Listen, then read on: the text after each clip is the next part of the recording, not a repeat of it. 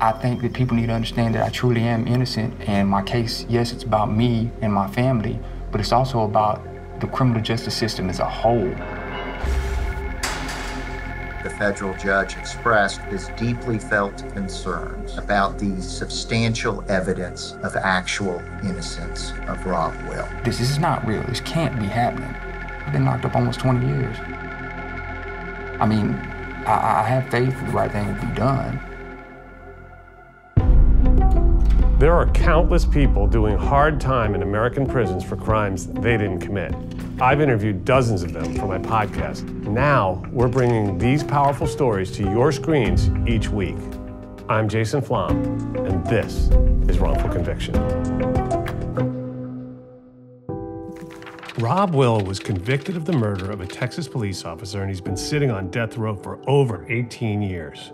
At the time of the murder, Rob was in handcuffs, and he's always maintained that it was another guy, the son of a police officer, who pulled the trigger. Rob's legal team has since found compelling new evidence of concealed documents as well as actual confessions, and they've been requesting a new trial to prove his innocence.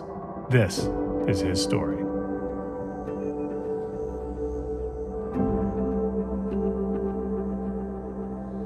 I don't ever really discuss, my childhood and things like that, but I mean, my dad was murdered.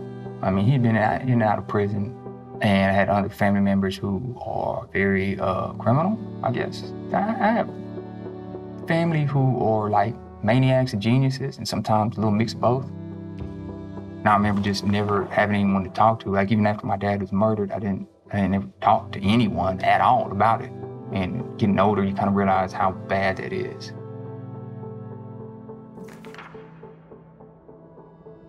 I grew up in an evangelical Christian Southern Texan household. You didn't talk about problems. You didn't talk about emotion. You didn't talk about issues.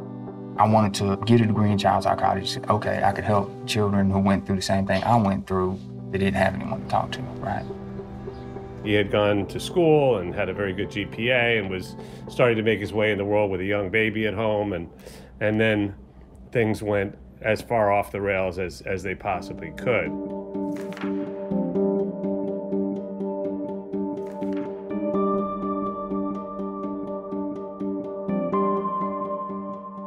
Even though I didn't commit this murder, I was doing stupid stuff, hanging around idiot people.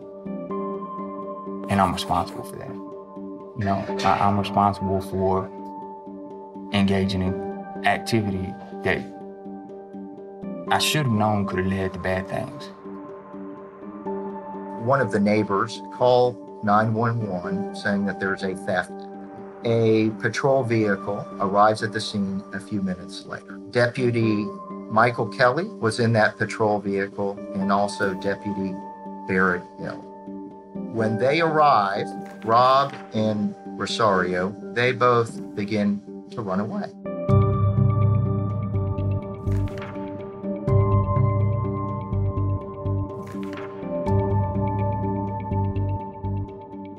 About 20 seconds later, the dispatch tapes show that Deputy Hill had Rob arrested and in custody.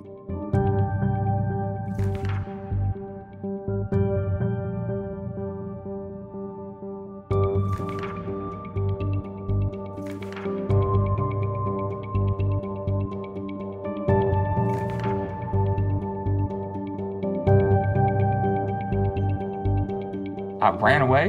I mean, I saw someone get killed. Yeah, I'm running away. Yeah, I'm getting the hell out of here.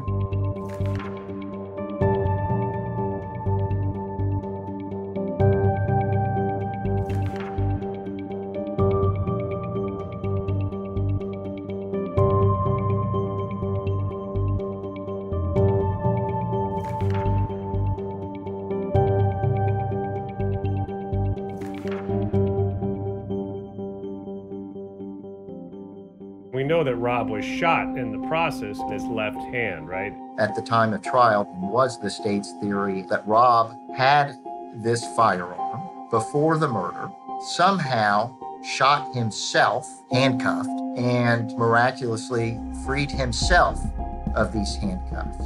The problem with that theory is that no gunshot residue was ever found on Rob's right hand. no DNA evidence linking Rob to the crime, and there's been no eyewitness testimony discovered that links Rob Will to the crime.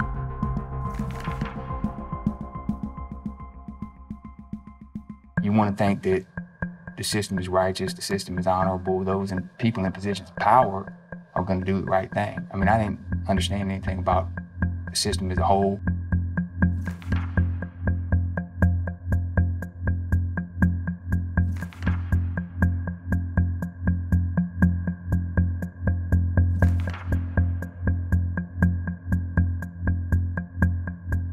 To appear as spectators in uniform, which is against the Harris County Sheriff's Employment Manual. This had nothing to do with evidence, everything to do with creating an atmosphere of prejudice and intimidation.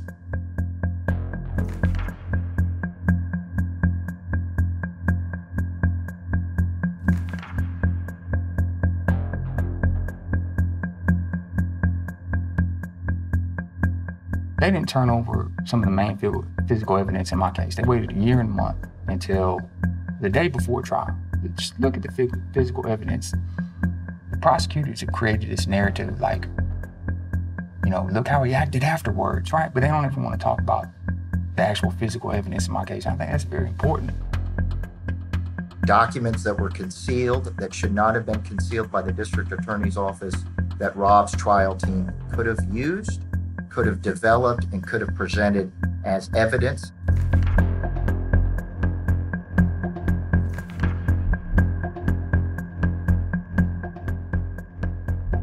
There are law professors who, or like academic commentators who say, well, yeah, we probably executed 4 or 5 innocent people in Texas.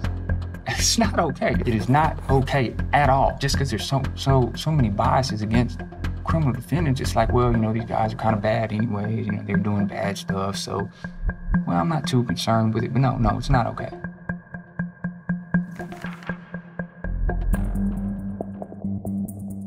I'm absolutely innocent. This isn't some ridiculous game or anything, and I want people to really realize this, and I take the time to look at the evidence.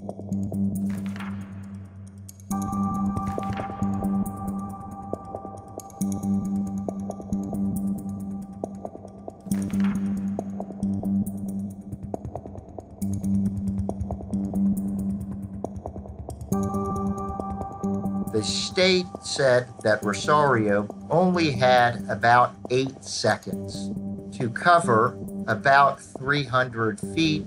Our independent, careful analysis that matches the testimony of Deputy Kelly with the actual records shows that Rosario had approximately 1 full minute to cover that distance and come to the scene of the crime. We believe after Rob was placed in custody by Deputy Hill that Rosario reached the end of that driveway, took a left, and proceeded back to the area where Rob was handcuffed and in custody and murdered Deputy Hill, freed Rob of the handcuffs, and they both fled. We've uncovered no gunshot residue or DNA evidence linking Rob Will to the crime. We've uncovered a police report that shows a police bloodhound tracked Rob's co-defendant, Michael Allen Rosario, directly to the scene of the crime. We've uncovered that Rosario lied on multiple occasions to the police that morning. First, he denied being there at all. Second, he denied even knowing Rob Will.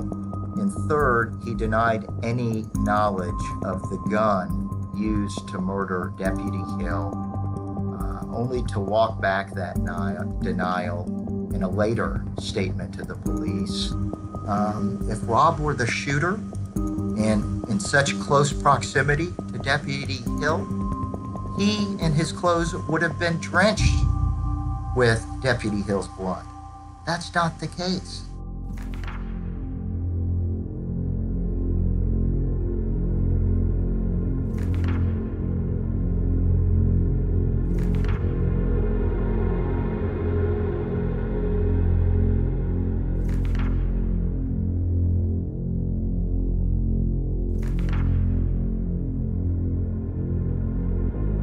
uncovered a new witness, David Cruz, who says that Rosario confessed to the murder of the slain officer, but that he was going to blame Rob Will. We've discovered police records that show Rosario attempted to have Rob Will killed after the murder. The state of Texas knew about this document, but they concealed it from Rob's defense team. And they now claim that they didn't know how it got into the district attorney's file or why it wasn't turned over to the defense. District Court Judge Ellison, I'm going to read a quote from him. He said that Rob Will has submitted no less than 5 witnesses who have stated that the co-defendant confessed to murdering Deputy Hill. Of course, the co-defendant is Rosario. Beyond that, the trial court's exclusion of witnesses' testimony linking the co-defendant to the murder was almost certainly an error of grave proportion.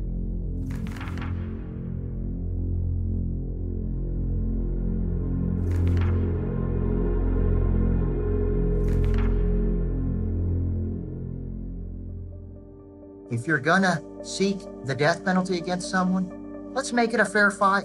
Don't hide evidence. Don't conceal evidence. Live up to your obligations. All we are asking for is a chance to raise some of these critical legal issues.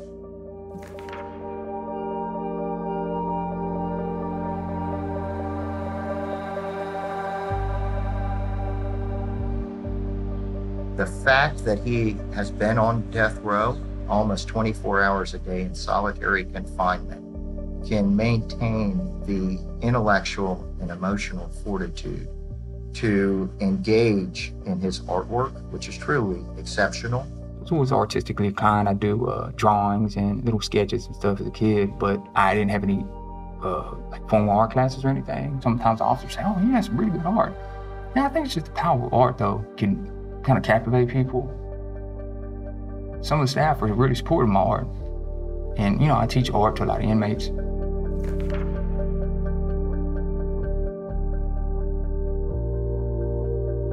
We're working on appeals and trying to live life, man. I miss everything. I miss music. I miss being able to, you know, like the first word I ever spoke when I was a little kid was tree. I love nature. I haven't really seen any type of nature forever. I miss my family, I miss my son, I miss life, man. I miss the sun. I haven't really felt the sun hardly at all in almost 20 years. I read so much and I study so much, and I think I've always kind of been like that, but it's a compulsion to understand society and understand the system and understand more of the intricacies of life. I mean, you could wallow in fear and just let that break you, which I've seen dudes go insane, or you could say, all right, what does that mean? What is the idea of the memento mori, right? What is the idea of understanding death? And the conclusion I've come to is like, live life, man, live life. You know what I mean? There's just beauty everywhere. Like, I was listening to some Coltrane. Just listen to some John Coltrane, man. How can you be sad listening to John Coltrane?